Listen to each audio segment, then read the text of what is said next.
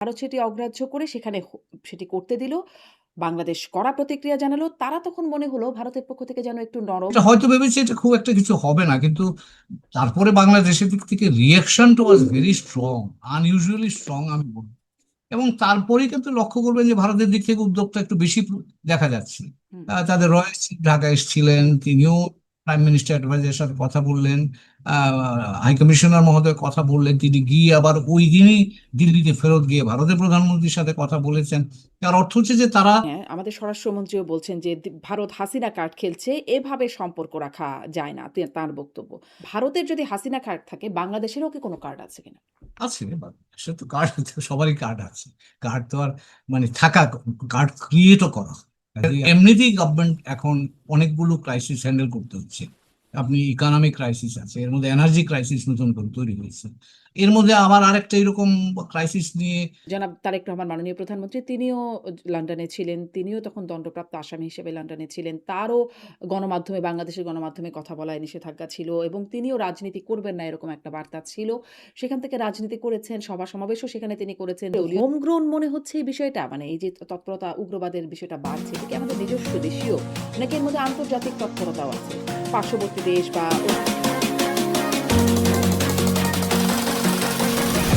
প্রশ্ন হবে লাগামহীন। জানতে চাই, জানাতে চাই এই সময়ের পালস অফ পলিটিক্স। দফায় দফায় বাংলাদেশের করা অনুরোধ, আহ্বান অগ্রাহ্য করে ক্ষমতাচ্যুত ও দণ্ডপ্রাপ্ত সাবেক প্রধানমন্ত্রী শেখ হাসিনাকে দিল্লিতে প্রেস কনফারেন্স করতে দেওয়ার পর বাংলাদেশের কড়া প্রতিবাদের মুখে সুর নরম করেছে ভারত। জানিয়েছে শেখ হাসিনার বক্তব্যকে সমর্থন করে না তারা। ঠিক তার পরপরই মাত্র কদিন আগে পররাষ্ট্রমন্ত্রী খলিলুর রহমানের সাথে সাক্ষাৎ করা ভারতীয় রাষ্ট্রদূত দীনেশ ত্রিবেদী সাক্ষাৎ করলেন প্রধানমন্ত্রী তারেক রহমানের সঙ্গে। বৈঠকের পরই আবার ভারতে ফিরে দেখা করেছেন প্রধানমন্ত্রী নরেন্দ্র মোদীর সঙ্গে। এর মধ্যে ঢাকা সফর করছেন ভারতীয় গোয়েন্দা সংস্থা র এর চিফ পরাগ জৈন। হঠাৎ কেন এত দৌড়ঝাঁপ? ভারত একরকম উঠে পড়ে লেগেছে বাংলাদেশের প্রধানমন্ত্রীকে ভারত সফর করাতে, কিন্তু ভারত হাসিনা কার্ড খেলছে এমন অভিযোগে ভারতের আমন্ত্রণে সাড়া নেই প্রধানমন্ত্রী তারেক রহমানের। গণমাধ্যমে খবর আসছে মোদির আমন্ত্রণে ব্রিক্স সম্মেলনে যোগ দিতে ভারতে না যাওয়ার সিদ্ধান্ত প্রধানমন্ত্রীর। তার উপর আছে দেশে ভারত বিরোধী রাজনীতির চাপ। এমন বাস্তবতায় প্রধানমন্ত্রী ভারত সফর করলে কি হবে আর না করলে কি হবে? এর মধ্যে এবছরের ডিসেম্বরে শেষ হতে যাচ্ছে গঙ্গা চুক্তির মেয়াদ। দুই দেশের সম্পর্কের উত্তপ্ত পরিস্থিতিতে কি হবে এই চুক্তির ভবিষ্যৎ? অন্যদিকে দীর্ঘ বিরতির পর দেশে আলোচনায় জঙ্গি তৎপরতা। দেশের কিছু জায়গায় ঘটেছে বোমা বিস্ফোরণের ঘটনা। গোপন সংবাদের ভিত্তিতে পুলিশ সদর দপ্তর জারি করেছে সতর্কতামূলক অতি জরুরি নির্দেশনা। নতুন করে জঙ্গিবাদের হুমকি বা জঙ্গি তৎপরতা কি শুধুই দেশের ভেতরের, নাকি আছে বিদেশি সংশ্লিষ্টতা? এসব নিয়ে আলোচনায় পালস অব পলিটিক্সে আমার আজকের অতিথি সাবেক রাষ্ট্রদূত হুমায়ুন কবির। জনাব হুমায়ুন কবির, আপনাকে স্বাগত জানাচ্ছি পালস অফ পলিটিক্সে আমার আজকের আয়োজনে। আপনাকে ধন্যবাদ। আপনাকে আপনাদের অনেক আপনাকে অনেক, অনেক ধন্যবাদ। আপনি সময় দিচ্ছেন। আমি আ খুব স্বাভাবিকভাবেই ভারত বাংলাদেশের যে সম্পর্কের অবস্থা সেটা নিয়ে কথা বলতে চাই। যে সম্প্রতি বেশ কিছু তৎপরতা বা একের পর এক ঘটনা দেখলাম। আ যদি একটু আমি বলি তাহলে কথাগুলো বলতে বা আপনার কাছে দফায়, দফায় প্রশ্ন করতে সুবিধা হবে আমার জন্য। যে আমরা দেখলাম আ যেন সাবেক প্রধানমন্ত্রী শেখ হাসিনা সেখানে কোনোভাবেই কথা না বলতে পারেন, রাজনৈতিক তৎপরতা না চালাতে পারেন। সেজন্য অনেক রকম তৎপরতা হলো, আহ্বান জানানো হলো, অনুরোধ জানানো হলো। আ কিন্তু সেটি কাজ করল না। ভারত সেটি অগ্রাহ্য করে সেটি করতে দিল। বাংলাদেশ কড়া প্রতিক্রিয়া জানালো। তারা তখন মনে হলো ভারতের পক্ষ থেকে যেন একটু নরম। আপনি আমাকে সঠিক করে দেবেন যদি ভুল হয়। কারণ দেখা গেল তারা বলছেন এটি তারা সমর্থন করে না। শেখ হাসিনা যা বলছেন তারা সমর্থন করে না। তার পরপর দেখলাম দীনেশ ত্রিবেদী এসে আবার আমাদের প্রধানমন্ত্রীর সাথে সাক্ষাৎ করে গেলেন। কিছুদিন আগেই পররাষ্ট্রমন্ত্রীর সাথে সাক্ষাৎ করে গেছেন। এখন সাক্ষাৎ করে গিয়ে সেখানে আবার তাদের প্রধানমন্ত্রী নরেন্দ্র মোদির সাথে সাক্ষাৎ করলেন।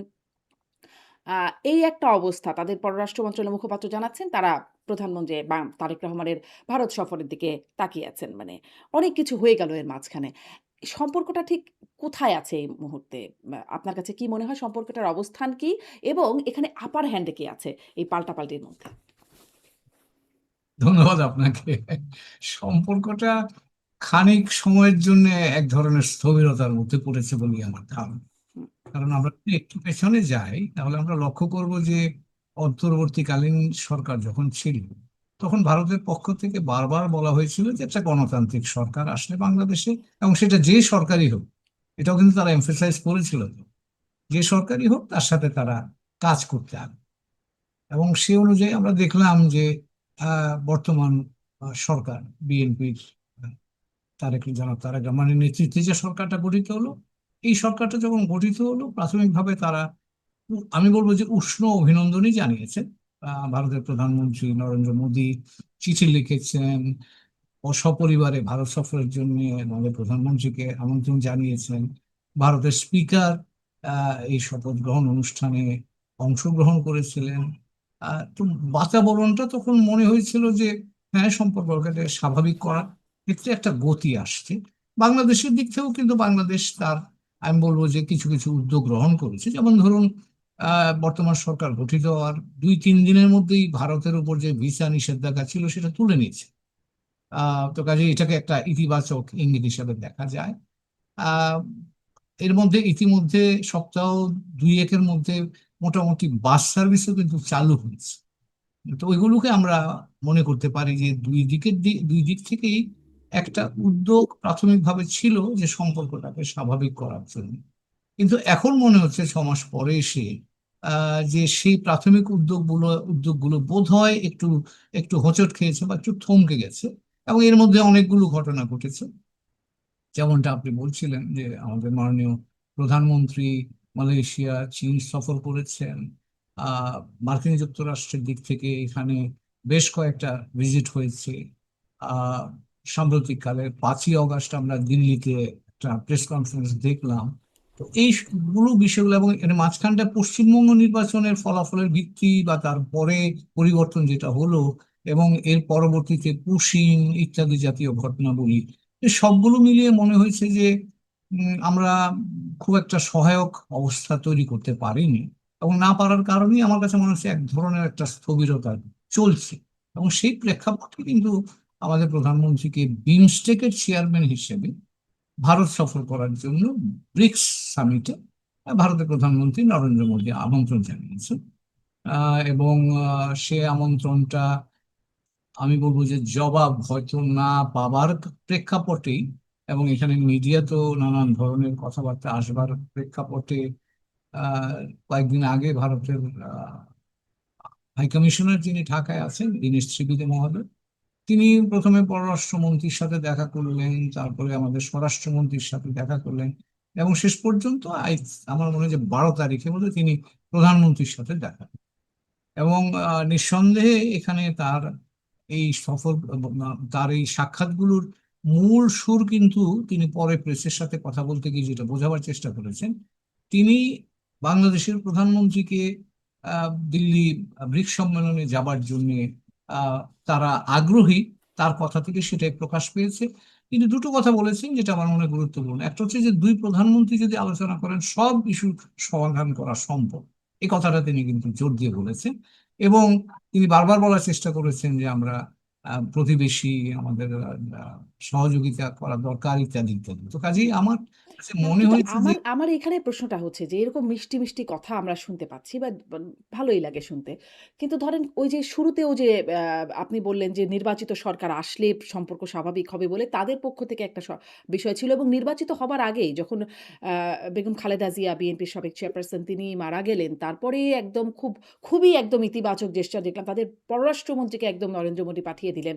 তখনই বোঝা যাচ্ছিল যে তাদের একটা খুব ইতিবাচক একটা ভূমিকা হয়তো সামনে বিএনপি সরকার তখন গঠন করতে যাবে, সামনে এরকম একটা আ অবস্থা। তো তাদের তখনই মনে হচ্ছিল খুব ইতিবাচক। তারপরে আবার আপনি যেগুলো বললেন যে হ্যাঁ, আসলেই তো নির্বাচনের পরপর খুব ইতিবাচক। তারপরে আবার নেতিবাচকটা ঠিক কেন হয়ে গেল? ধরেন হঠাৎ করে পুশিন শুরু হয়ে গেল। আ আমাদের প্রতিমন্ত্রী পর্যায়ের ডক্টর জাহেদকে তিনি দিল্লি এয়ারপোর্টে গিয়ে হেনস্থার শিকার হলেন কোনো রকম ব্যাখ্যা ছাড়া। মানে এই একটা বুঝিয়ে দিল যে সম্পর্কটা খুব স্বাভাবিক না। কেন মানে কোথা থেকে নেতিবাচক হওয়া শুরু করল? মূল ইস্যুটা কি ছিল? আমার ধারণা দুটো বিষয়। তারা আহ ধরেন ভারতের প্রধানমন্ত্রী আমন্ত্রণ জানিয়েছিলেন, বাইলেটারাল ভিজিট হচ্ছেন, হুম, কাজে এটা গুরুত্বপূর্ণ। এবং সেটা শুধু প্রধানমন্ত্রী নয়, তার পরিবার সহ দেওয়া হচ্ছে। হুম, এইটা আমি মনে করি 6 মাস আগের কথা, প্রায় 6 মাস আগেকার কথা। তাদের একটা হয়তো প্রত্যাশা ছিল যে এর এর এটার একটা জবাব তারা পাবেন, অথবা একটা সফর তারা পাবেন প্রধানমন্ত্রী পর্যায় থেকে। এই উষ্ণতাটাকে রেসিপ্রোকেটেড হবে, কিন্তু মুশকিল হলো যে তার সব মাসখানেকের মধ্যেই কিন্তু পশ্চিমবঙ্গ নির্বাচন হলো। হুম, আহ, পশ্চিমবঙ্গ নির্বাচনটা হওয়ার পরে আমার ধারণা এই যে পোষণগুলো যেগুলো হচ্ছে, এটা বাংলাদেশের বাতাবরণ, আমি বলবো রাজনৈতিক বলেন সামাজিক বাতাবরণ বলেন, এগুলোকে কিন্তু আমি বলবো খানিকটা মানুষের মধ্যে ভুল বোঝাবুঝি সৃষ্টি করেছে। এবং একটা মেসেজ বাংলাদেশে এসছে, বাংলাদেশের মানুষের মধ্যে, যে ভারত চাপ প্রয়োগ করতে চাচ্ছে, এবং সেটা আহ, পুশিনকে এই ধরনের একটা বিষয় হিসাবে মনে করা যেতে পারে। পশ্চিমবঙ্গ নির্বাচনের সময়তে বাংলাদেশ সম্পর্কে যে ধরনের রাজনৈতিক বক্তব্য দেওয়া হয়েছে, এগুলো আমার কাছে মনে হয় না যে বাংলাদেশের মিডিয়া বলেন বা জনমনে খুব একটা স্বস্তির কারণ হয়েছে। কারণ বাংলাদেশ সম্পর্কে নেতিবাচক কথা বললে খুব স্বাভাবিকভাবেই তো এটা গায়ে লাগতেই পারে। তারই রিয়াকশন হিসাবে আমার ধারণা বাংলাদেশ সরকার হয়তো একটা অবস্থান নিয়েছে যে আমরা একটু ওয়েট এন্ড সি, আমরা একটু দেখি, তারপর আমরা সিদ্ধান্ত নিব।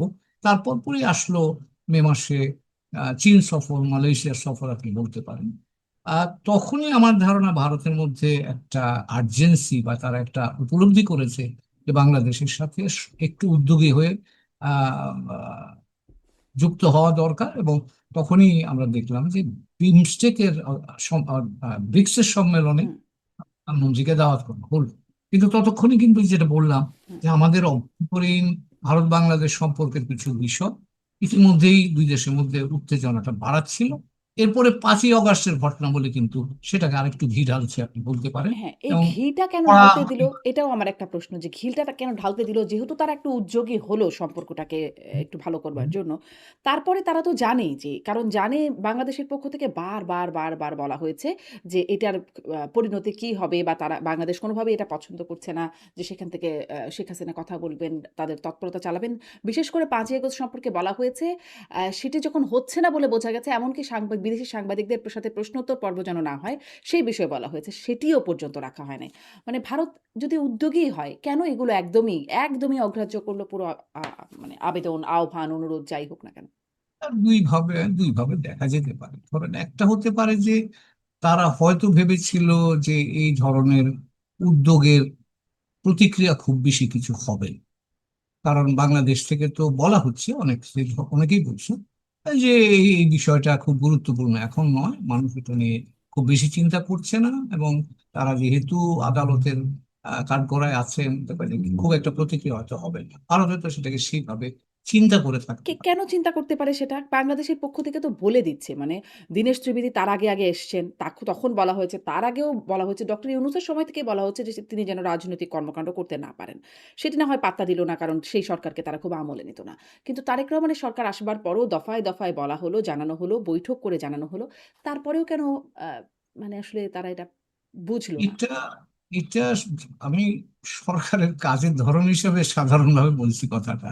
সরকারের মধ্যে হুইলস উইদিন হুইল থাকে, তো কাজেই সেখানে কোন হুইলের কোন জায়গাটা বেশি ইনফ্লুয়েন্স করে সেটা সবসময় যে বলা যায় তা না। কিন্তু এখন যখন প্রতিক্রিয়া শুরু হয় তখন দেখা যায় সেগুলো একটা কোঅর্ডিনেশনের মধ্যে আসে। এটা হয়তো ভেবেছে এটা খুব একটা কিছু হবে না, কিন্তু তারপরে বাংলাদেশের দিক থেকে রিয়াকশনটা was very strong, unusually strong আমি বলবো। এবং তারপরেই কিন্তু লক্ষ্য করবেন যে ভারতের দিক থেকে উদ্যোগটা একটু বেশি দেখা যাচ্ছে। হুম, তাদের রয়েস ঢাকা এসেছিলেন, তিনিও প্রাইম মিনিস্টার অ্যাডভাইজারের সাথে কথা বললেন, হাই কমিশনার মহোদয় কথা বললেন, তিনি গিয়ে আবার ওই দিনই দিল্লিতে ফেরত গিয়ে ভারতের প্রধানমন্ত্রীর সাথে কথা বলেছেন। তার অর্থ হচ্ছে যে তারা বেশ উদ্যোগী হয়ে চেষ্টা করছে এখন দিল্লিতে যাতে ব্রিক্স সম্মেলনে আমাদের প্রধানমন্ত্রী যান তার জন্য। আচ্ছা। এখন এখানে ইস্যুটা আসবে, দুই পক্ষেরই তো এখন প্রায়োরিটিজ আছে। এখন এই প্রায়োরিটির মধ্যে ভারতের কিছু প্রায়োরিটিজ আছে, আমাদের কিছু প্রায়োরিটিজ আছে। এই প্রায়োরিটিস গুলোতে আমরা কে কার কতটা কাছাকাছি আমরা থাকবো তার উপর নির্ধারিত হবে এই ভিজিটে প্রধানমন্ত্রী যাবেন কি যাবেন, আমার কাছে মনে হচ্ছে। এটা একটা গুরুত্বপূর্ণ প্রশ্ন। এই প্রশ্ন নিয়ে একটু আলাদা করে কথা বলতে চাই। প্রধানমন্ত্রী যাবেন কি যাবেন না, গেলে কি হবে আর না গেলে কি হবে সেটা নিয়েও একটু কথা বলব। কিন্তু এই যে ভারতের প্রায়োরিটি এবং আমাদের প্রায়োরিটির কথা বলছেন, ভারতের প্রায়োরিটিতে কেন মানে বাংলাদেশের সাবেক প্রধানমন্ত্রী ক্ষমতাচ্যুত তিনি শেখ হাসিনা সেখানে আশ্রয়ে আছেন। তার সংবাদ সম্মেলনটা কেন প্রায়োরিটির মধ্যে পড়ল? মানে এটা তো না করতেই দিতে সংবাদ পারতেন। সম্মেলন না, সংবাদ সম্মেলন শুধু না, এর ফলে দুই দেশের মধ্যে যে টেনশনটা তৈরি হলো, বাংলাদেশ সরকারের জন্য নিশ্চিতভাবে এটা একটা এক ধরনের, এমনিতেই গভর্নমেন্ট এখন অনেকগুলো ক্রাইসিস হ্যান্ডেল করতে হচ্ছে।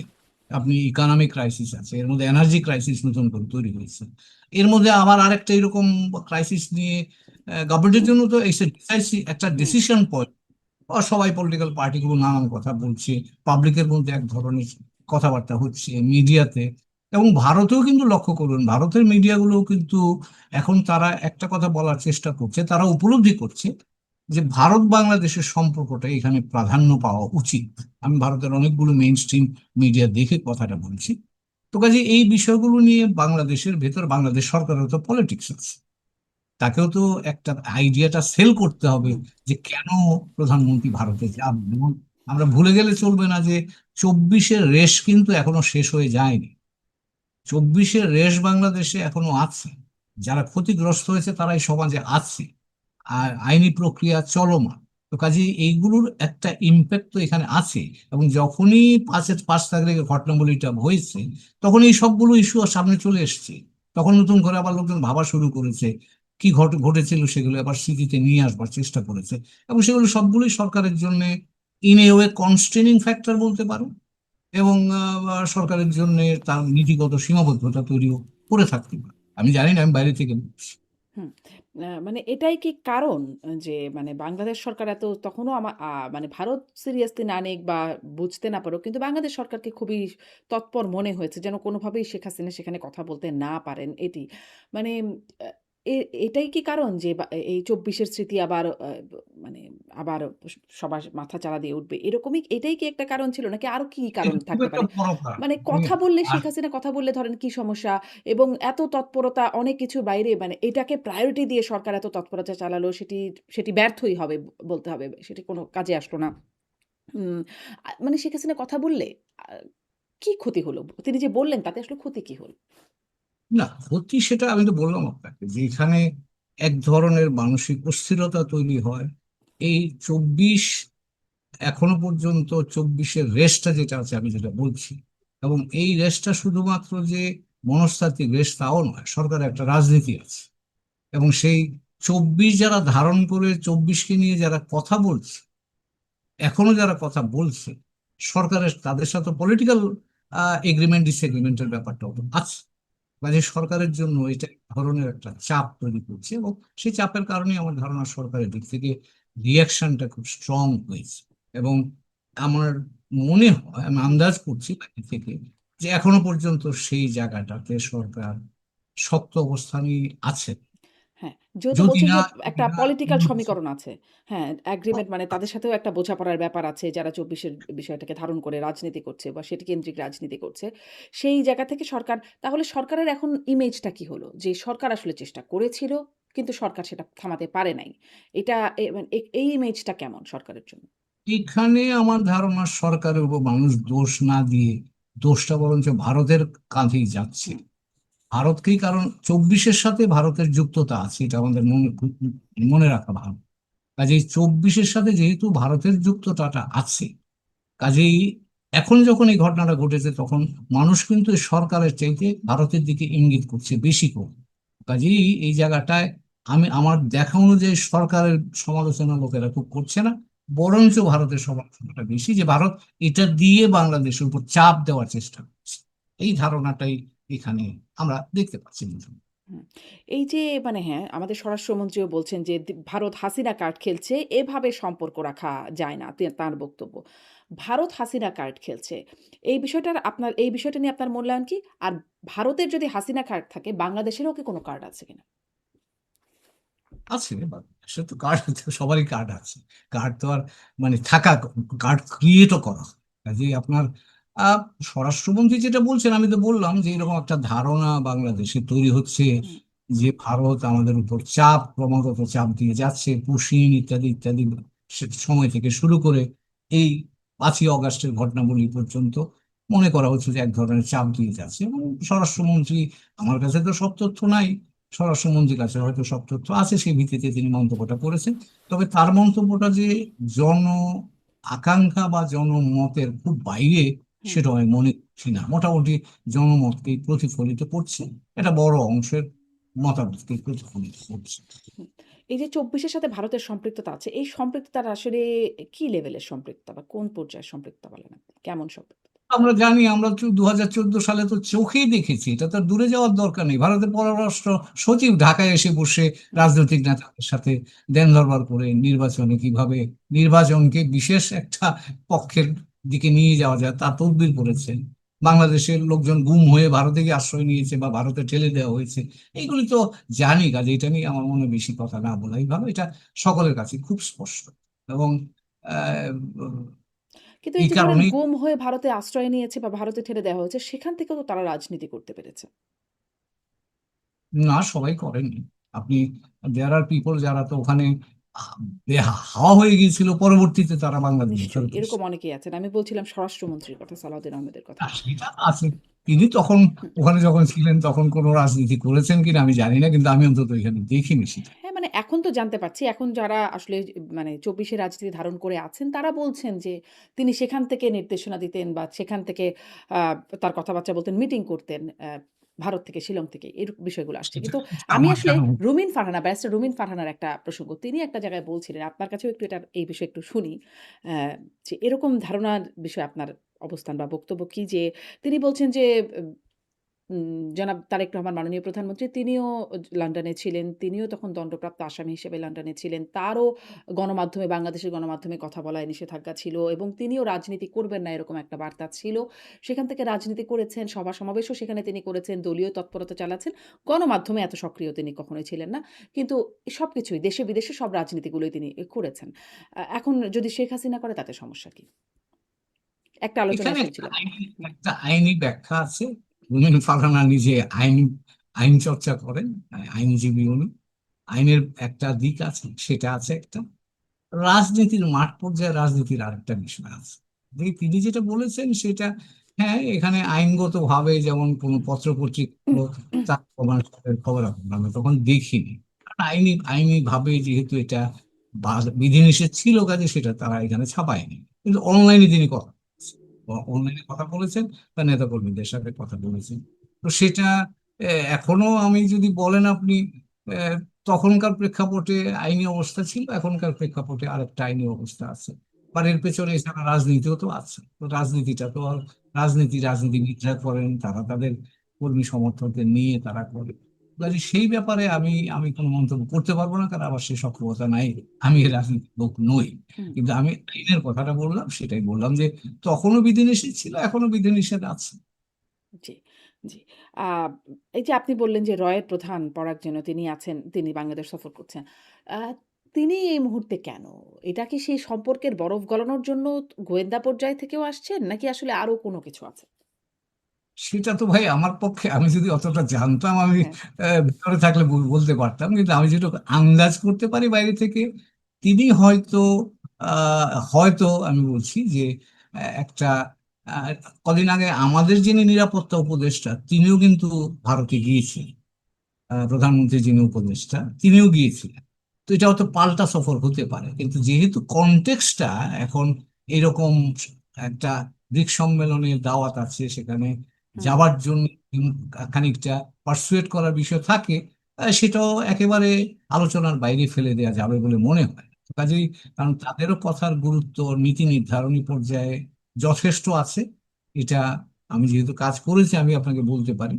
কারণ সেই জায়গায় তিনি প্রধানমন্ত্রীর নিরাপত্তা উপদেষ্টার সাথে কথা বলেছেন, এই কথাটা যে শুধুমাত্র মানে প্লেজেন্ট্রিজ এক্সচেঞ্জ তা মনে করার কোনো কারণ নাই। সেখানে যদি ভারত বাংলাদেশ সম্পর্কে কোনো গুরুত্বপূর্ণ উপাদান থেকে থাকে, মনে করা যেতে পারে সেই উপাদানও এই আলোচনায় উপস্থিত থেকে থাকবে। হুম।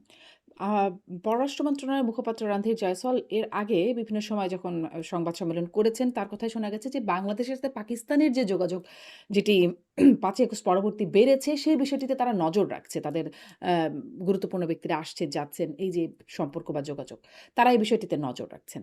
অ্যা মানে এই নজর রাখাটা কেমন আসলে? এই নজর রাখার বার্তাটা কেমন? কারা নজর রাখছে, ভারত। ভারত নজর রাখছে, সবাই সবার বাংলাদেশের সাথে পাকিস্তানের যে যোগাযোগ বেড়েছে। সবাই সবার সাথে, ইন্টেলিজেন্স এজেন্সি গুলো কাজই তো তাই। হুম, তারা শুধু এই দেশের না, বন্ধু দেশের উপরও তারা নজরদারি। তো কাজেই আপনি মনে করিয়ে দিই, জার্মানির অ্যাঙ্গেলা মার্কেলের টেলিফোন হ্যাক করেছিল, মনে আছে আপনার কত হুম, কয়েক বছর আগের হুম, বন্ধু, তারা তো মিত্র। তো সেখানেও তো একটা দেশের চ্যান্সেলরের মোবাইল ফোনে তার বন্ধু রাষ্ট্র তার কথা শুনবার জন্য ওখানে উপস্থিত থেকেছে। তো কাজেই আপনি যার যেখানে স্বার্থ আছে সে তার প্রতি তার নজর থাকবে। সে তার সাথে কি করছে না করছে এটা খোঁজ খবর নেওয়ার চেষ্টা করবে। এটাকে আমি খুব অস্বাভাবিক কোনো হুম। বিষয় বলে মনে করি না। কাজে এটা কিন্তু এই যে মানে ওই অস্বাভাবিক বিষয় বলে মনে করবেন না, যখন ধরেন অ্যাঞ্জেলা মার্কেলের ফোন যখন হ্যাক করছে বা শুনছে গোপনে আড়ি পাতা, সেই বিষয়টি তারা বলে কয়ে করছে না। কিন্তু এখানে আবার বলে দিচ্ছে যে আমরা নজর রাখছি। মানে এই কারণ যে তো বা যে আমি আমি আমি হ্যাঁ, বলছি যে আমিও কিন্তু সজাগ আছি, তুমি একটু সজাগ, সাবধান থেকো। আচ্ছা। এরকম মানে বিষয় থাকবে আচ্ছা। হয়তো। আ আ এই যে আ মাঝখানে আবার এর মধ্যে ভারতের বিষয় নিয়ে কথা বলছি।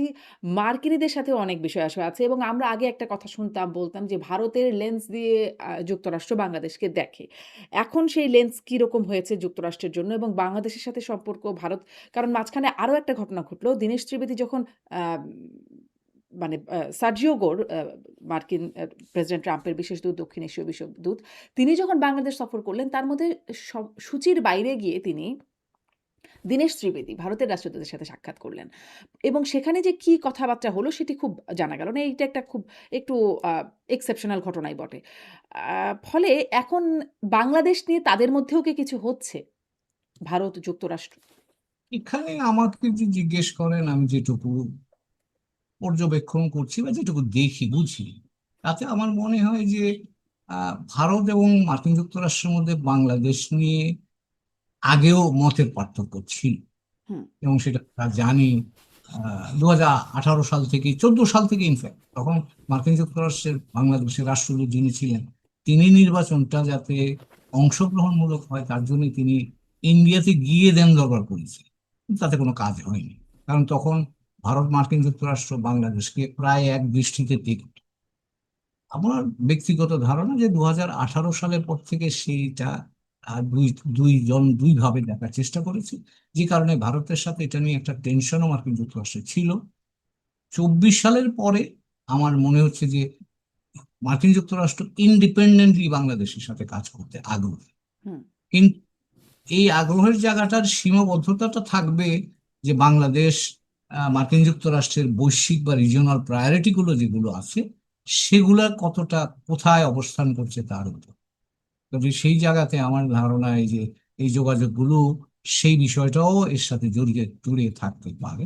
তবে এখনো পর্যন্ত মার্কিন যুক্তরাষ্ট্র বাংলাদেশের সাথে ইন্ডিপেন্ডেন্টলি হ্যান্ডেল বা ইন্ডিপেন্ডেন্টলি রিলেশনশিপ রাখতে আগ্রহী বলে আমার মনে হচ্ছে। হুম, যেহেতু বাংলাদেশে একটা ডেমোক্রেটিক ট্রানজিশন হচ্ছে, যেহেতু ভারত বাংলাদেশ সম্পর্কে এক ধরনের টেনশন আছে, মার্কিন যুক্তরাষ্ট্রের আগেও করেছে। আমার এটা আমার ব্যক্তিগত ধারণা, মার্কিন যুক্তরাষ্ট্র দুই পক্ষকে কাছাকাছি নিয়ে আসবার জন্য তারা চেষ্টা করছে যাতে পরিবেশটা শান্তিপূর্ণ থাকে, আঞ্চলিক নিরাপত্তার বিষয়টা হুম। নির্বিঘ্ন থাকে। কিন্তু এখন সেই কাজ।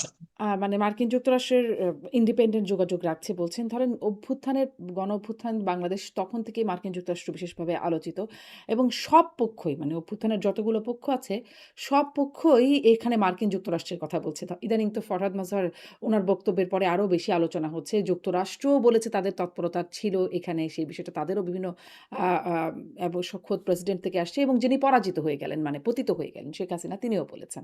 মানে পক্ষগুলোর সব পক্ষ থেকেই কোনো না কোনো অংশ থেকে এই আলোচনাটা আছে যে যুক্তরাষ্ট্রের সম্পৃক্ততা এর মধ্যে বা তাকে পিটার হাসকে রিয়াল হিরো হিসেবে আখ্যায়িত করা।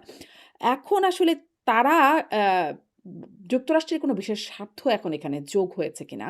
আ বা বিশেষ কোনো চাহিদা যোগ হয়েছে কিনা? এর মধ্যে মার্কিন চুক্তিটাও হয়ে গেল, সেটিও খুব আলোচনা হলো। যে এবং সেটিও একরকম ১ম গোপনে, গোপনে হয়ে গেল। পরে এসে প্রকাশ্যে হলো যখন আসলে আর কিছু তার প্রকাশ হওয়ার পরে আর আলোচনা নাই। আম তাদের কোনো বিশেষ স্বার্থ, বিশেষ চাহিদা তৈরি হয়েছে কিনা? মাঝখানে এটাও বলে রাখি, নজিরবিহীনভাবে আমেরিকা ককাস হয়ে গেল পার্লামেন্টে। এই ঘটনাগুলো ঘটলো। আ এ কোনো বিশেষ স্বার্থ এটা আছে। বিহীন বলা ঠিক যাবেন, আমাদেরও ককাস আছে মার্কিন যুক্তরাষ্ট্রে, কংগ্রেসে, বাংলাদেশ ককাসে হচ্ছে। কাজে এটা আমরা জানি না বলে আমাদের কাছে মানে নজির। বাংলাদেশে নজিরবিহীন হতে পারে। বাংলাদেশে আগে কখনো দেখি আমরা নাই। বাংলাদেশে আগে হয়নি বলে এখন হবে না হ্যাঁ। সেটা কোনো কথা না, এই ধরনের ককাস হতে পারে। আপনি যেটা হুম, বলছেন যে মার্কিন যুক্তরাষ্ট্র তো প্রকাশ্যেই ভিসা বিধিনিষেধ আরোপ করেছে বাংলাদেশে, মনে আছে সেটা? হুম, কাজে মার্কিন যুক্তরাষ্ট্র বাংলাদেশে তাদের অবস্থান কি, একটা গণতান্ত্রিক প্রক্রিয়ার জন্য তাদের অবস্থান কি, তারা প্রকাশ্যে এগুলি বলেছে, নীতিগত অবস্থান তারা ঘোষণা করেছে। এখন যদি আপনি বলেন সেটা বাংলাদেশে এখন এই পার্টিকুলারলি আর যেটাকে বলে এগ্রিমেন্ট অন রেসিপ্রোকাল টেরিফ, হুম। এটা ফেব্রুয়ারিতে হলো, তারপরে একটা তারা আমার ধারণা বিশেষভাবে আগ্রহী বাংলাদেশে অর্থনৈতিকভাবে তাদের অবস্থানকে সুদৃঢ় করার জন্য, কারণ তার ভিত্তিতে হচ্ছে ওই art agreement on reciprocal tariff, সেটা নিয়ে তারা আগ্রহী। বাংলাদেশে সামরিক বিষয়গুলো নিয়ে তারা আগ্রহী, কারণ বাংলাদেশ তো সেই শেখ হাসিনার আমল থেকেই ডাইভার্সিফিকেশন অফ প্রকিউরমেন্ট, এটা তো অনেকদিন ধরে আলোচনা, বোধহয় 1 দশকের উপর ধরে আছে। হুম, সুতরাং সেই সুযোগটা তারা কেন নেবেন? বাংলাদেশ চীনের উপর ডিপেন্ডেন্ট ছিল, এখন অন্যদিকে ডাইভার্সিফাই করছে, তুরস্কে যাচ্ছে, পাকিস্তানের সাথে কথাবার্তা হচ্ছে, ভারতের কাছ থেকেও কিছু আমরা নিয়েছি। তো এখন মার্কিন যুক্তরাষ্ট্র চিন্তা করছে যে আমিও সেটা জায়গায় যাই না। প্লাস তাদের যে বৈশ্বিক প্রায়োরিটিটা আছে, চীনের সাথে তাদের যে প্রতিদ্বন্দ্বিতা, সেখানেও আমরা কিন্তু উপস্থিত। আমরা তাদের পক্ষে আছি কিনা সেটা বলছি না, আমরা উপস্থিত আছি। এবং সেই ক্ষেত্রে তারা যদি বাংলাদেশের কাছে পায়, তাহলে তারা সেই চেষ্টা করবে। এবং সেটা প্রেসিডেন্ট ট্রাম্প যে বা অভিনন্দন বাণী পাঠিয়েছেন প্রধানমন্ত্রীকে, তার প্রথম ইস্যুটা হচ্ছে ইন্ডো প্যাসিফিক স্ট্র্যাটেজি। তারা ইন্ডো প্যাসিফিক দিয়ে দেখে বাংলাদেশ। আমি যদি বাংলাদেশকে মনে করি যে বাংলাদেশ মার্কিন যুক্তরাষ্ট্র আমরা বাইল্যাটারাল দেখছি, তা কিন্তু পুরো চেহারাটা আসবে না। এটা 2-3টা ফিল্টার হয়ে আসে। তো ফিল্টার গুলো, সেই বড় ফিল্টারটা হচ্ছে ইন্ডো প্যাসিফিক। এবার ইন্ডো প্যাসিফিকে China is an important factor. এখন চায়নার সাথে আমাদের সম্পর্ক কি, সেটাও কিন্তু মার্কিন আগ্রহের ব্যাপার, একইভাবে ভারতেরও আগ্রহ। কাজে এই সবগুলো বিষয়কে মাথায় রাখলে আমরা বুঝতে পারবো যে মার্কিন যুক্তরাষ্ট্রের আগ্রহের জায়গাটা কোথায়, এবং সেক্ষেত্রে আমরা সিদ্ধান্ত নেব আমরা কতটা যাব কি যাব না, এই অথবা কার সিদ্ধান্তটা সাথে। কি ইন্ডিপেন্ডেন্টলি নেয়া যাচ্ছে? মানে সিদ্ধান্তের আর উপরে চাপ কিরকম? ধরেন আ আ প্রফেসর আনু মোহাম্মদ তিনি বলছেন যে প্রধানমন্ত্রী আমাদের দেশের নির্বাচিত প্রধানমন্ত্রী তারেক রহমান আর দেশ চালাবে মানে ট্রাম্প প্রশাসন এই মার্কিন চুক্তিকে কেন্দ্র করে। তার এটা একটু বেশ কদিন আগের কথা। বা ধরেন এতদিন আমরা শুনেছি আমরা ভারতের দাসে পরিণত হয়েছিলাম। এখন অনেকে বলছেন আমরা মার্কিন বলয়ে ঢুকে যাচ্ছি বা দাসত্ব তৈরি হচ্ছে সেখানে আবার নতুন কিছু মানে এজন্যই জিজ্ঞাসা করছি। ইন্ডিপেন্ডেন্ট কি আমরা সিদ্ধান্ত নিতে পারছি আসলে? আমরা নিশ্চয়ই পারি, আমরা নিতে পারি। এবং তারা যেটা বলছে বাংলাদেশ ফার্স্ট, তার মূল সুরটাই তো হচ্ছে যে আমার স্বার্থের আলোকে যার সাথে যেই ধরনের সম্পর্কের প্রয়োজন, আমি সেই সম্পর্ক বজায় রাখবো। এখানে ধরেন এখন আমার মার্কিন যুক্তরাষ্ট্র, আমার এখন এনার্জি ক্রাইসিস, মার্কিন যুক্তরাষ্ট্র এখন আপনাকে এলএনজি দিচ্ছে, কথার কথা আমি বলছি, কাতার থেকে তো আর আনতে পারছি না, এখন সেখানে বন্ধ, গালফ ওয়ারের কারণে সেটা বন্ধ। তো মার্কিন যুক্তরাষ্ট্র আমাকে এনার্জি দিলে তার সাথে আমার কোলাবোরেশন তো অটোমেটিক্যালি ডেভেলপ করছে। তো কাজেই অনেকগুলো জায়গা আছে যেখানে আমাদের প্রয়োজনের নিরিখে যদি আমি সেটা করি, সেটাকে আপনি ব্যাখ্যা করতে পারেন যে এটা চাপ, আবার ব্যাখ্যা করতে পারেন আমার প্রয়োজন। এবং সেটা যার যেভাবে ব্যাখ্যা করার প্রয়োজন আছে সেটা। এবং বাংলাদেশে, বাংলাদেশ কেন, আমি ভারতের কথাই বলছি, ভারতের মতো দেশে কিন্তু এখনকার বৈশ্বিক প্রেক্ষাপটে তারা অনেক ক্ষেত্রেই ভালনারেবিলিটি যাদের আছে, আমাদেরও আছে, মার্কিন যুক্তরাষ্ট্র আছে।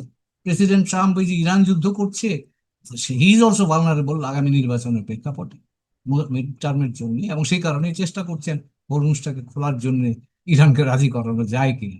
তো কাজেই আপনার, এটাকে আপনি চাপ বলতে পারেন, এটাকে আপনি আমার প্রয়োজন বলতে পারেন, যেভাবে ব্যাখ্যা বিভিন্নভাবে করা যাবে। কিন্তু আমরা আমাদের এখনকার প্রেক্ষাপটে অর্থনীতিটাকে চাঙ্গা করা দরকার, আমার বিনিয়োগ দরকার আমার এখানে, এবং সেটা কিভাবে যেভাবে আমি পাবো, যাদের কাছ থেকে পাবো, সে তাদের সাথে আমাকে কাজ করতে হবে। এবং হ্যাঁ, আপনি যদি বলেন আমি আমার সক্ষমতা অনুযায়ী আমি হয়তো যদি দক্ষতায় এটাকে রূপান্তরিত করতে পারি, এটা ভালো। কিন্তু আমরা তো সব জায়গায় সক্ষম নই, এটা আমাদেরকে মানতে হবে। হুম। আম ফলে ওভাবে বলবার কোনো সুযোগ নাই। যেভাবে আসলে প্রফেসর আনু মোহাম্মদরা বলছেন, আপনি কি তাই মনে এটা ওনার করেন? ব্যক্তিগত মত হতে পারে, অনেকেরই তার ব্যক্তিগত, সেটা সেই মতকে আমরা সম্মান করি, কিন্তু সেটাই যে বাস্তবতা। কারণ পলিটিক্স এন্ড পলিসি দুইটা জিনিস আলাদা। পলিটিক্সে আপনি যা বা আপনি যখন বলবেন আপনি যে কোনো কথাই বলতে পারেন, কারণ এটার কোনো দায় দায়িত্ব আপনার না। কিন্তু আপনি যখন পলিসি করবেন তখন আপনাকে রেসপন্সিবিলিটি নিতে হবে। তো কাজেই পলিটিক্স যে কোনো স্পেকট্রামে যে কোনো জায়গায় থাকতে পারে, পলিসি যখন করে তখন আপনাকে বাই ডেফিনেশন আপনাকে মাঝামাঝি এসে যেতেই হবে। সেই সেই জন্যই এখন পলিসি প্রায়োরিটি যখন আসে তখন আপনাকে আপনার প্রয়োজন যেটা, যার সাথে গিয়ে যা আপনার প্রয়োজন মেটানো যাবে তার সাথে আপনার কাজ করতে হবে। হয়তো পছন্দ হতে পারে আর পছন্দ নাও হতে আ আবারও একটু আসি ভারত বাংলাদেশের সেই জায়গায় আপনি বলছিলেন যে সামনে ব্রিক্স সম্মেলনে যে আমন্ত্রণ জানানো, সেখানে ইতোমধ্যে কিছু কথা চাউর হয়েছে গুঞ্জন যে আমাদের দেশের প্রধানমন্ত্রী তারেক রহমান তিনি যাবেন না সেই সফরে। মানে এটারই একটা রিঅ্যাকশন এই যে কড়া প্রতিবাদ তারই একটা রিঅ্যাকশন। যদিও সরকারের পক্ষ থেকে এরকম কোনো স্পষ্ট করে জানানো হয় নাই যে তিনি যাবেন নাকি যাবেন না কিছুই জানানো হয় নাই। আপনি মানে এটাও আপনার কাছে প্রশ্ন যে তিনি গেলে কি হবে? না গেলে কি হবে? বা কোনটা উচিত হবে? এটা কঠিন প্রশ্ন করলেন আমার। এই সিদ্ধান্তের উপর আমার কোনোই আমি যোগাযোগ নাই সেই প্রেক্ষাপট থেকে বলি। আমি যেহেতু কূটনীতির মানুষ, আমাকে এই জগতে অনেকদিন বিচরণ সুযোগ হয়েছিল, আমি মনে করি যে ধরেন যদি আমার কোনো চ্যালেঞ্জ থাকে, আমার যদি কোনো বিষয় থাকে যে বিষয়ে আমার বক্তব্যটাকে বলিষ্ঠভাবে উপস্থাপন করা দরকার, তাহলে সর্বোচ্চ রাজনৈতিক পর্যায়ের যোগাযোগ বা আলোচনার কোনো বিকল্প নেই। আমি আমি পছন্দের কথা বলতে পারবো, অপছন্দের কথা বলতে পারবো। আর ভারত বাংলাদেশ সম্পর্ক এখন যেই জায়গায় আছে, সেখানেও আমার মনে হয় যে সর্বোচ্চ পলিটিক্যাল লেভেলের ডিসিশন ছাড়া এই আমাদের এই বর্তমান যে স্থবিরতা থেকে বেরোনো কঠিন হবে। কাজে সেই বিবেচনায় ব্রিক্স সম্মেলনটা উপলক্ষ হলেও সেক্ষেত্রে ভারত বাংলাদেশের সর্ব রাজনৈতিক পর্যায়ের সর্বত্র নীতি নির্ধারকরা যদি বসেন আলাপ আলোচনা করেন, তাহলে যার যেটা প্রায়োরিটি সেই হুম। প্রায়োরিটিটা তারা সুস্পষ্টভাবে একে অপরের সাথে। কিন্তু আপনি আবার ওই যে বলছিলেন না যে রাজনৈতিক দেশের রাজনৈতিক একটা সমীকরণ আছে। ভারত বিরোধিতার জায়গা আছে। ২৪ কে ধারণ করে যারা আসলে রাজনীতিটা মূলত ওইটার মানে ২৪ কে বেস করেই যারা রাজনীতি করছে তারা আসলে ওই চাপ দেবার জন্য একটা তাদের পক্ষ থেকেও একটা বার্তা ছিল। ফলে তারা এখানেও চাপ দেবে কিনা যে প্রধানমন্ত্রী যাবেন কি যাবেন না? এবং তারও একটা প্রভাব থাকবে কিনা? এটা থাকতেই পারে ও যিনি প্রধানমন্ত্রী হন তাকে তো এই উপলব্ধিটা নিয়েই নীতিগত সিদ্ধান্ত নিতে হবে। যিনি প্রধানমন্ত্রী তিনি তো দেশের রাজনৈতিক এক নম্বর ব্যক্তি, হুম। এবং তিনি আবার নীতি নির্ধারণের ক্ষেত্রে তিনি এক নম্বর ব্যক্তি। কাজে তিনি যখন নীতি নির্ধারণ করবেন তখন তার রাজনৈতিক বাতাবরণটা তিনি নিশ্চয়ই মনে রাখবেন। কিন্তু আমি যেটা বলছি যে আপনার যদি কোনো বিষয়ে সুস্পষ্টতা প্রয়োজন হয়, তাহলে আপনি সেটাকে এটা ব্যক্ত করেন বা এটা সম্পর্কে একটা কমন গ্রাউন্ড একটা জায়গায় আসবেন, সেটা আলোচনা ছাড়া তো আর কোনো ব্যবস্থা নাই। তো সেই প্রেক্ষাপট থেকে আমি বলছি যে এই ডায়ালগ এই কনভারসেশনটা ফেস টু ফেস হওয়ার কোনো বিকল্প নেই। সেই জায়গায় আমার বিবেচনায় গেলে এটা এই সুযোগটা হয়তো নেওয়া সম্ভব হতে পারে। হবে কিনা আমি জানি না, কিন্তু আমি হুম। আন্দাজ করি কিন্তু ধরেন আচ্ছা যদি শেষ না করেন। যায় তাহলে টেনশনটা বাড়বে। না জানলে টেনশনটা বাড়বে, তখন তখন আপনাকে ভারতের দিক থেকে ভারত সেটাকে তাদের মতো করে ব্যাখ্যা করবে। তারা আরেকটু হার্ড লাইনে যেতে চেষ্টা করবে, আমাদেরও হার্ড লাইনে যাওয়ার চেষ্টা করবে। তো কাজেই তাতে করে আমি মনে করি সেটা নিজ দেশের কারোর জন্যই মঙ্গল হবে। কিন্তু এর কারণ মধ্যে ধরেন যে সেই যে হাসিনা কার্ড সেই বিষয়টা তো রয়েই গেছে। সামনে ধরেন আরো তারা বলে রেখেছে, আম শেখ হাসিনা ঘোষণা দিয়ে রেখেছেন যে ডিসেম্বরের মধ্যেই তিনি দেশে ফিরবেন। এর মধ্যে রাজনৈতিক তৎপরতাও তারা চালাচ্ছেন। ৫ই আগস্টের পরেও নানান রকম তাদের নেতাকর্মীদের সাথে যোগাযোগ সেরকম কথাবার্তা শোনা গেছে বা তাদের রাজনৈতিক তৎপরতা তারা চালিয়ে যাচ্ছেন। ফলে আ ৫ই আগস্টে যে থেমে গেল তা তো না। এরকম তো চলছে। এ সত্ত্বেও মানে এটি আবার কোনো নতুন আরেক মানে এই বাধাটাই চলমান থাকবে কিনা? এই এটা শেখ বলা হাসিনার মুশকিল। কার্ডটা কি হবে আরকি? সেটা আমার প্রশ্ন।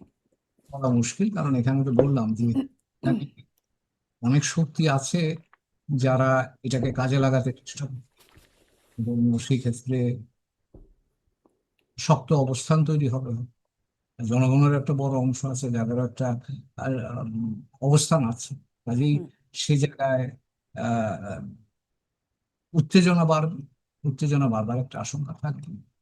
সরকারের দিক থেকে সরকার হার্ডলাইনে যাবে একটু, কাজে এগুলো আমি মনে করি যে এটা আমাদের জন্য ভালো না, এবং সেটা আমরা আমরা স্থিতিশীল না থাকলে এটা ভারতের জন্যও ভালো কথা না। কারণ আমরা এখন তো প্রতিবেশী। হ্যাঁ, মানে সময় তো আর খুব বেশি দিন নাই। আর ৪-৫ মাস আছে ডিসেম্বর আসতে। এবার তার মধ্যে যদি শেখ হাসিনা ফেরেন, যে বার্তা ফিরবেন, যে বার্তাটা তিনি আসলে দিয়েছেন, সেটি বাস্তবতা মানে পরিস্থিতি যেরকম দেখছেন আপনি, তাতে কি মনে হয় সেটি কি বাস্তবতা একটা যে শেখ হাসিনা ডিসেম্বরের মধ্যে ফিরবেন? সেটা আমার পক্ষে বলা মুশকিল, তবে আমি যেটুকু বুঝি যে এখনো বাংলাদেশে আমরা 5ই আগস্টের পরে যে রিয়াকশনটা আমরা দেখেছি, স্টিল ভেরি র, স্টিল ভেরি ভাইব্রেন্ট। তো কাজেই সেটা যারা সিদ্ধান্ত নেবেন তারা সেগুলো বিচার বিবেচনা করে নিশ্চয়ই নেবেন বলে আমার ধারণা। কাজেই এখানে তারা কি সিদ্ধান্ত নেবেন তা সেটার ব্যাপারে আমার না, আন্দাজ কিন্তু করা ধরেন এটা আপনার বিশ্লেষণটা কি? ভারত আসলে কি চাইছে? ভারত কি চাইছে শেখ হাসিনা আসলে আসুক? আ এটা না নির্ভর করে বাংলাদেশ সরকার, বা বাংলাদেশ সরকার এখন কি অবস্থান নেবে তার উপরও এই সিদ্ধান্ত অনেকাংশে নির্ভর করে। হুম, বাংলাদেশ সরকারই বা কি চাইছে? তারা কি আসলেই চাইছে যে শেখ হাসিনাকে এনে সাজা কার্যকর করা হোক নাকি না? মানে মাফ করবে, এই প্রশ্ন জবাব আমার কাছে নাই। আমি সরকারে কেউ নই, কাজে এই সরকারের সিদ্ধান্ত কি সেটা আমার জানবার কোনো সুবিধা নেই। সিদ্ধান্ত তো আসলে সরকার জানায় নাই, যেহেতু জানবার সুযোগ নাই। কিন্তু পরিস্থিতি দেখে কি মনে হচ্ছে যে আসলে তাদের কি এটা কি আমার কিছু এই ব্যাপারে আমি এখনো বলতে পারবো না, কারণ সরকার কি সিদ্ধান্ত নেবে সেটা তাদের চয়েস। বাইরে থেকে এখনো সেটা বলা যাবে না। আমি বাইরে যেটা বলছি, হুম, জনমনের যে চিন্তা সেটা বলতে পারি। এখানে যেটা দেখছি বিভিন্ন জায়গাতে, ইটস ভেরি র, সেন্টিমেন্ট ইজ ভেরি র, এবং এখনো যথেষ্ট ভাইব্রেন্ট সোশ্যাল, আমি বলবো রিয়াকশন আছে, যেটা খুব বেশি অনুকূল বলে আমার কাছে এখন মনে হয়। আচ্ছা। এর মধ্যে আবার কিছু ঘটনা ঘটছে। ধরেন কিছু আ উগ্রবাদী গোষ্ঠী সোচ্চার হওয়ার মতো বিষয় দেখা যাচ্ছে। যেমন সাভারে বোমা পাওয়া গেল বা সেটি বিস্ফোরণ করানো হলো। আদালত চত্বরে বোমা বিস্ফোরণ হলো। পুলিশ হেডকোয়ার্টার্স থেকে একটা সতর্ক বার্তা দেওয়া হচ্ছে। অতি জরুরি বার্তা দেওয়া হয়েছে সব পুলিশ সদস্যদের জন্য, যে তারা যেন সচেতন থাকে, এরকম সতর্ক থাকে, এরকম একটা বার্তা দেওয়া হচ্ছে। মাঝে, মাঝে এরকম আসছে। কিছুদিন আগে এয়ারপোর্টে সতর্কতা দেওয়া হলো। মানে বারবার এরকম হচ্ছে। আ আমাদের কি নিরাপত্তা কোনো সংকট আছে এই সময়? এটা এখন নিরাপত্তা সংকট তো বিভিন্ন দিক থেকেই থাকতে পারে, কারণ আপনি যেটাকে ব্যাখ্যা করার চেষ্টা ধরেন করছেন, এই ধরেন যদি আপনাকে বলি, আপনি কূটনীতিক হিসেবে ভূ-রাজনৈতিক অবস্থানগত দিক থেকে কোনো নিরাপত্তা সংকট দেখেন। কারণ এর সাথে তো আসলে এই বিষয়গুলো জড়িত কোনো না কোনোভাবে। সেজন্যই জিজ্ঞাসা। এখন এখন সবাই মানে এখানে আপনি যেটা দেখছেন সেটা যে কোনো দিক থেকে আসতে পারে এই মুহূর্তে আমার কাছে মনে হয়। হুম, কাজেই আপনি যেটা ইঙ্গিত করতে চাচ্ছেন সেই হ্যাঁ। আরো ইঙ্গিতটা যদি সরাসরি ইঙ্গিত না করে হোম গ্রাউন্ড মনে হচ্ছে এই বিষয়টা, মানে এই যে তৎপরতা, উগ্রবাদের বিষয়টা বাড়ছে, এটা কি আমাদের নিজস্ব দেশীয়? নাকি এর মধ্যে আন্তর্জাতিক তৎপরতাও আছে? পার্শ্ববর্তী দেশ বা অন্য দেশ, এখন বিভিন্ন দেশ? ওইরকম কোনো এই আমরা দু একটা ঘটনা দেখছি, বিচ্ছিন্ন ঘটনা, কিন্তু আহ এরকম কোনো আমার মনে হয় না যে এটা একটা বেসিক্যালি হোমগ্রোনই হতে পারে, কারণ ওইরকম কনসিস্টেন্ট এই মুহূর্তে ইন্টারন্যাশনাল কোনো হুম। কানেক্টিভিটি তো আমাদের দৃষ্টিতে বা এখানকার মিডিয়া তো আমাদের নজরে আসছে না। হুম। ভারত-বাংলাদেশ সম্পর্কে সম্ভবত শেষ প্রশ্ন এটি যে ডিসেম্বরে গঙ্গা চুক্তির মেয়াদও শেষ হচ্ছে। আ সেটিরও ভবিষ্যৎ কি মনে হয়? সম্পর্ক যে অবস্থায়? এটা হওয়া দরকার, সেটা আলোচনাটা হওয়া দরকার, এবং সেটাও আমাদের জন্য একটা গুরুত্বপূর্ণ বিষয়। কাজে আপনি আহ, যদি সুযোগ হয় যে প্রধানমন্ত্রী দে- দেখা করার, এটাও একটা বিষয় বাংলাদেশের দিক থেকে। কারণ তো 30 বছর মেয়াদে একটা চুক্তি ছিল, এখন আবার কি হবে, এটা রিনিউয়াল হবে কিনা, কত দিনের হবে, এগুলো আলোচনার বিষয়। তো কাজেই আমাদের জন্যও এখানে গুরুত্বপূর্ণ বিষয় আছে, হুম, ভারতের জন্য আছে। সেগুলো আলাপ আলোচনা, আমি যে কথা বলছিলাম, যে দুই পক্ষের মধ্যে যে বিষয়গুলো তাদের জন্য গুরুত্বপূর্ণ, এই বিষয়গুলো নিয়ে সরাসরি কথা বলে একটা নীতিগত কমন জায়গায় আসা, এটা আলোচনার বাইরে অন্য কোনো ভাবে সম্ভব নয়। সেজন্যই আলোচনাটা গুরুত্বপূর্ণ এট দ্য হাইয়েস্ট পলিটিক্যাল। জি, জি, স্পষ্ট। মানে সেই অর্থে যদি কনক্লুশন করি, আপনি পরামর্শ দেবেন যেন এই আ মানে সম্মেলনে যোগদান করেন মাননীয় প্রধানমন্ত্রী। না, আমারটা আমি বলেছি, এখন আচ্ছা, আপনার একটা যেটা আমি বলি। আচ্ছা। আমি এরকমটা বুঝেছি। দর্শক কি বুঝেছেন নিশ্চয়ই তাদের ব্যাপার শুনেছেন সবাই। অনেক ধন্যবাদ জনাব হুমায়ূন কবির। আপনি যুক্ত হয়ে সময় দিলেন। ভালো থাকবেন। জি, আপনিও ভালো থাকবেন। দর্শক সবাইকে ধন্যবাদ এতক্ষণ সাথে থাকার জন্য।